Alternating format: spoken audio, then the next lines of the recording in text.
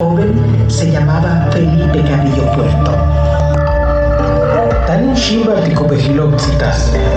Andando por este camino de Tzitas, trabajando como ustedes trabajan para ganarme el sustento, un vigilante de estas ruinas me dijo: ¿por qué no vienes unos instantes a Chichén para que veas las grandes obras hechas por los grandes hombres antiguos? Abandoné mis carros en el pueblo por unas horas y llegué a las ruinas. No puedo expresarles lo que sucedió en mi corazón. Pasé 4 días llorando en este lugar y en muchos otros.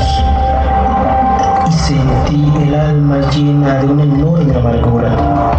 Y fue entonces cuando me pregunté: ¿hasta qué tiempo esas obras podrán ser conocidas por todos? ¿Y qué tiempo más pasarán ignoradas para la mayoría las obras de esos hombres antiguos?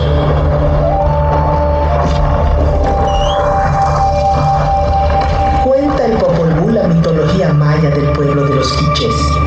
Cuenta la creación de los hombres del maíz. Yuntzilo, Axil Sajo, Ajmato Tepeu, Yetel Gucumans. Los progenitores, los creadores y formadores Tepeu y Gucumans hicieron a los hombres. De tierra, de lodo, hicieron la carne del hombre. Pero vieron que no estaba bien, porque se deshacía. Estaba blando, no tenía movimiento, no tenía fuerza, se caía, no movía la cabeza, no podía ver hacia atrás. Al principio hablaba, pero no tenía entendimiento. Se humedeció dentro del agua y no se pudo sostener. Entonces los creadores, los formadores, desbarataron y deshicieron su obra, y enseguida dijeron: hay que reunirse y encontrar los medios para que el hombre que formemos, el hombre que vamos a crear, nos sostenga y alimente, nos invoque y se acuerde de nosotros. A continuación vino la adivinación, la echada de la suerte con el maíz y el cité, y fueron hechos los muñecos labrados de madera. Se parecían al hombre y hablaban como el hombre. Poblaron la superficie de la tierra. Existieron y se multiplicaron. Tuvieron hijas, tuvieron hijos los muñecos de palo, pero no tenían alma ni entendimiento. No se acordaban de su creador. Caminaban sin rumbo y andaban a gatas. Sus piedras de moler, sus vajillas de barro, sus ollas, sus perros, sus pavos, todos hablaron. Todos, tantos cuantos había, manifestaron.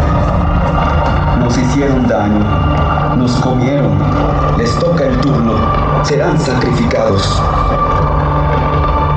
Y dicen que la descendencia de aquellos son los monos que existen ahora en las selvas. Por esta razón, el mono se parece al hombre. He aquí el comienzo de cuando se celebró consejo acerca del hombre, de cuando se buscó lo que entraría en la carne del hombre. De Pachil, de Cayalá, así llamados, vinieron las mazorcas amarillas y las mazorcas blancas. Estos son los nombres de los animales que trajeron la comida: yak, utiú, quel, hilo, gato del monte, coyote, cotorra y cuervo. Y de esta manera se llenaron de alegría, porque habían descubierto una hermosa tierra llena de deleites. Abundante en mazorcas amarillas y mazorcas blancas, y abundante también en mucho cacao. Innumerables los zapotillos rojos, las frutas, los frijoles, la miel. Los animales enseñaron el camino. Y moliendo entonces las mazorcas amarillas y las mazorcas blancas, hizo Ixmocané 9 bebidas. De maíz amarillo y de maíz blanco se hizo su carne. De masa de maíz se hicieron los brazos y las piernas del hombre. Únicamente masa de maíz entró en la carne de nuestros padres, los 4 hombres que fueron creados. Esto hicieron los progenitores Tepeu y Gucumans, así llamados. Entonces tuvieron apariencia humana y hombres fueron. Hablaron, dijeron, vieron, oyeron hermosos, rostros de varones. La memoria fue, existió. Entonces existieron también sus esposas, vivieron sus mujeres. Los dioses celebraron consejo. Así, durante su sueño, los 4 recibieron mujeres verdaderamente bellas. Cuando se despertaron, sus mujeres existieron. Sus corazones se regocijaron al instante a causa de sus esposas. Así fueron creados nuestros abuelos, nuestros padres, por el corazón del cielo, por el corazón de la tierra.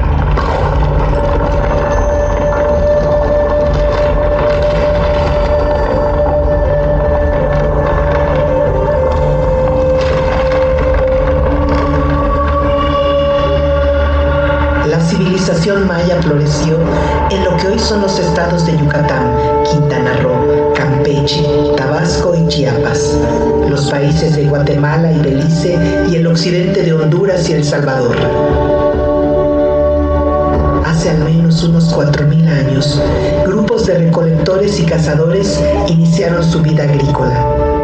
Con el tiempo, fueron creando sus propios caracteres culturales, ocuparon una mayor extensión territorial y se intensificó el intercambio cultural y comercial con otros pueblos mesoamericanos.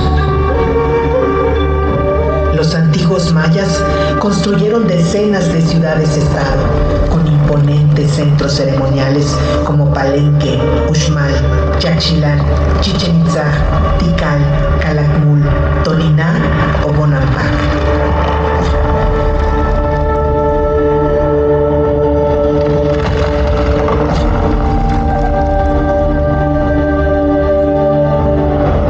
Al igual que otros pueblos de Mesoamérica, los gobernantes mayas también eran líderes religiosos.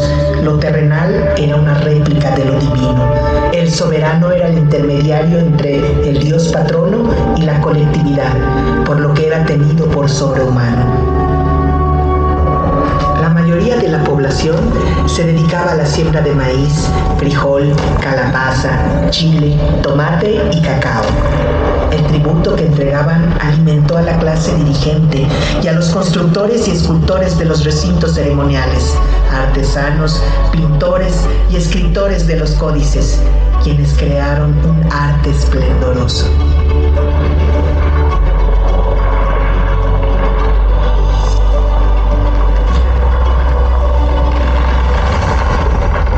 Esta es la ciudad de Chichén Itzá, una de las más imponentes urbes construidas por los antiguos mayas.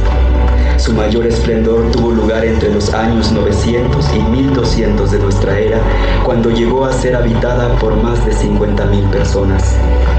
Es una ciudad cosmopolita y diversa, corazón de toda la península. El espectacular juego de pelota de Chichén Itzá es uno de los más grandes de entre las antiguas ciudades mesoamericanas. En un enorme friso, la cabeza del perdedor decapitado representa la pelota para el juego, un sacrificio humano necesario para el orden divino. Esta construcción fue diseñada para observar la bóveda celeste. Los antiguos mayas fueron grandes observadores del universo y desarrollaron avanzados conocimientos matemáticos, siendo de los primeros pueblos del mundo en utilizar el cero. Los calendarios mayas son probablemente los más complejos que ha creado la humanidad. Calcularon con gran exactitud el año solar, el ciclo lunar, los eclipses y el movimiento de Venus.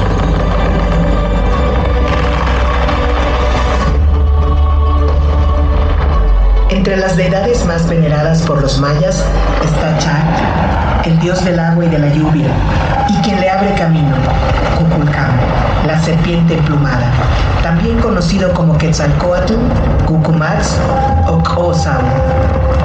A partir del siglo IX, por influencia del centro de México, los mayas de Chichén Itzá integraron a su cosmogonía a Kukulcán, divinidad que domina esta gran pirámide.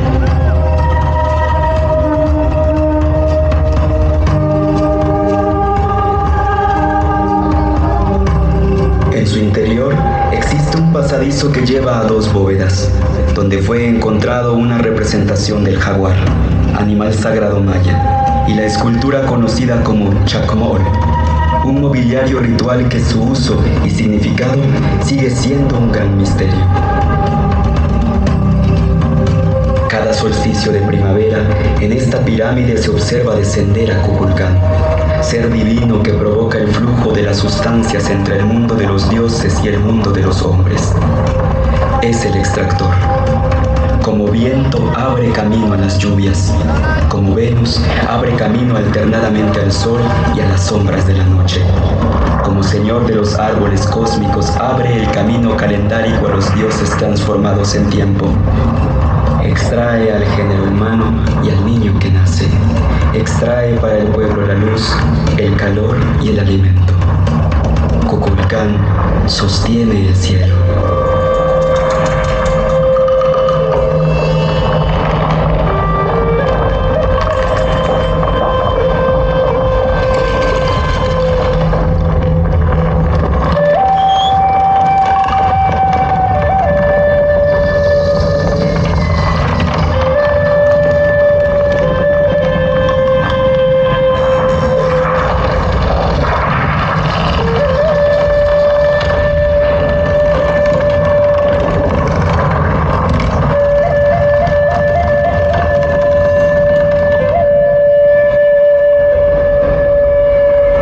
En su afán de imponer una nueva religión, los conquistadores españoles destruyeron decenas de códices mayas. Hoy solo conocemos 3 y algunos escritos posteriores a la conquista. Los Chilambala cuentan las alianzas, guerras y migraciones de los pueblos de la península de Yucatán, así como las profecías de un tiempo que consideraban cíclico. Narran la historia de los Itzáes, brujos del agua, constructores de Chichén Itzá. También cuentan la llegada de los españoles. Será el comenzar de los ahorcamientos, el estallar del fuego en el extremo de los brazos de los blancos, cuando caiga sobre la generación de los hermanos menores el rigor de la pelea, el rigor del tributo, cuando les venga la gran entrada del cristianismo, cuando comience el mucho trabajar en los pueblos y la miseria se establezca en la tierra, cuando se extienda por toda la tierra la palabra del Dios de los cielos, solo de pecado hablará, solo de pecado será su enseñanza, inhumanos serán sus soldados, crueles sus mastines bravos. Ay, entristezcámonos porque llegaron. Ay del Itzá, brujo del agua, que sus dioses no valdrán ya más.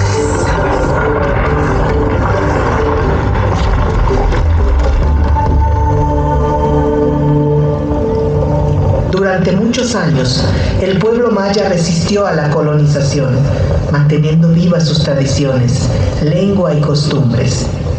Sin embargo, durante la colonia se formó una casta que dominó la península por mucho tiempo.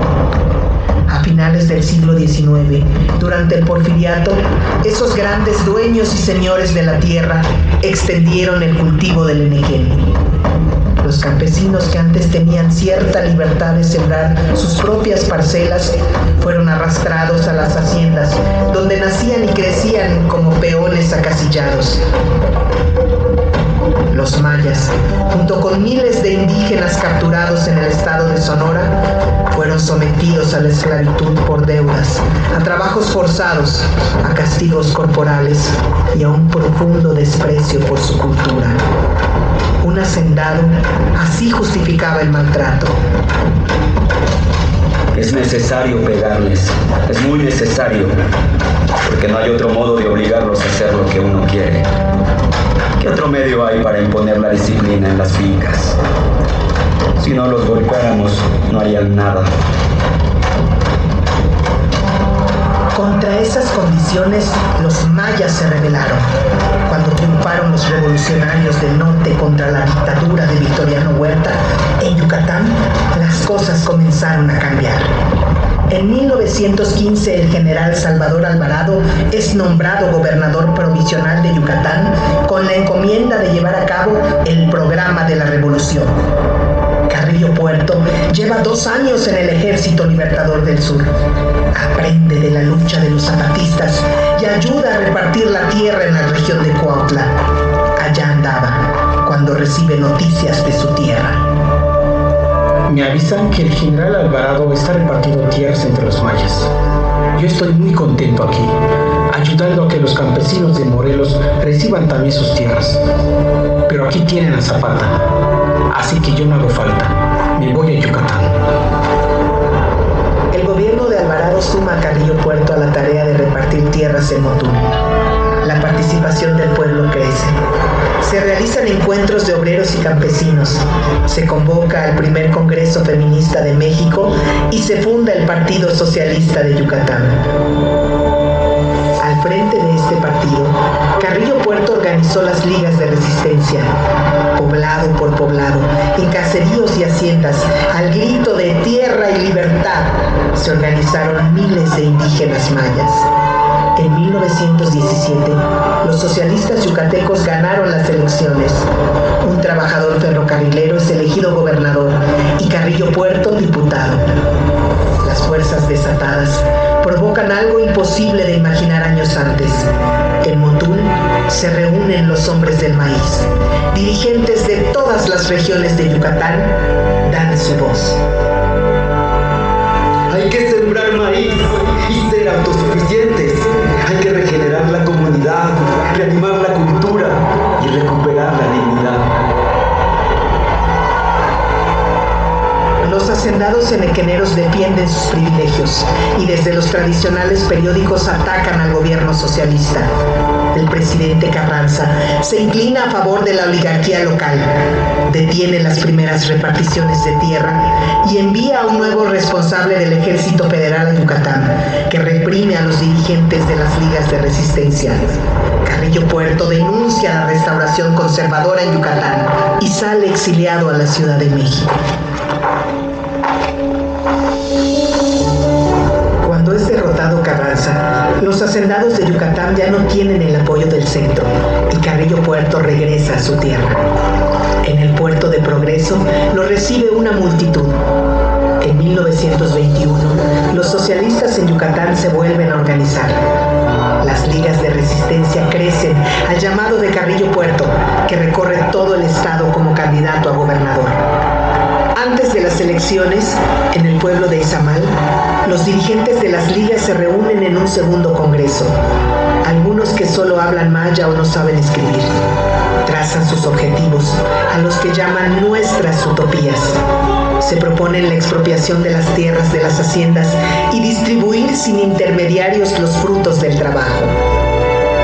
También acuerdan promover las demandas feministas y desterrar los prejuicios que han esclavizado a las mujeres. El pueblo maya vota abrumadoramente por su Cubún Felipe, como le llaman, hermano Felipe. En la Plaza Grande de Mérida, el nuevo gobernador dice ante miles de personas: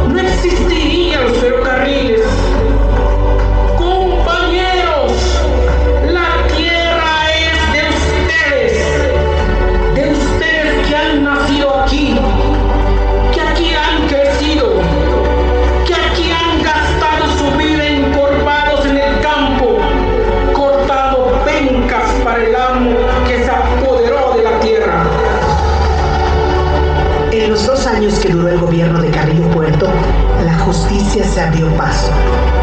80,000 familias mayas reciben sus parcelas en tierra común. Todos Todos los jueves va el gobernador a los pueblos a firmar la restitución de las tierras a sus dueños originarios. Los peones se mudan de las grandes propiedades donde vivían y construyen sus hogares en los pueblos. Carrillo Puerto abre escuelas, funda la Universidad del Sureste, inaugura carreteras e inicia los trabajos de restauración de Chichén Itzá. Y no se detiene. Promueve el idioma maya, que se enseña en las nuevas escuelas. Reparte miles de libros en las comunidades, entre estos el Popol Vuh y el Chilambaga. Quiere animar la cultura en todos los pueblos y las ligas son el espacio comunitario para la organización. Por esos días, Carrillo Puerto escribe: Cada liga tiene una banda o orquesta, ya que nuestra gente es demasiado triste y tiene que aprender a cantar y bailar, no solo sus bellas canciones, sino también otras danzas más alegres y tonadas más libres. Ellos han sido esclavos por tanto tiempo que han olvidado cómo jugar. Los esclavos no juegan, y las personas que juegan no son esclavos. El futuro de Yucatán pertenece a los mayas.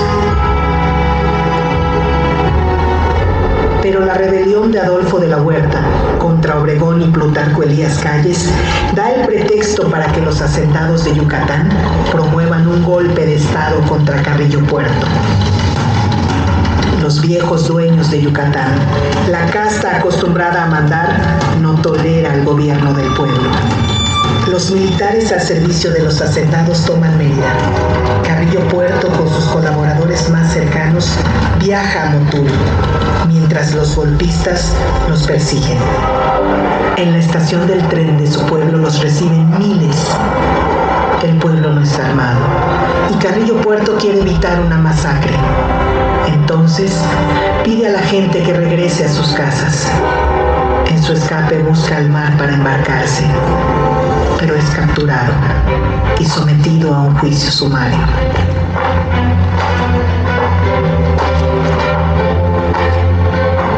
Hace 100 años, un 3 de enero de 1924, frente a un pelotón de fusilamiento en el cementerio de Mérida, es asesinado Felipe Carrillo Puerto, el dragón de los ojos verdes, junto a sus compañeros. Hasta hoy, se canta en su memoria en muchos rincones de Yucatán.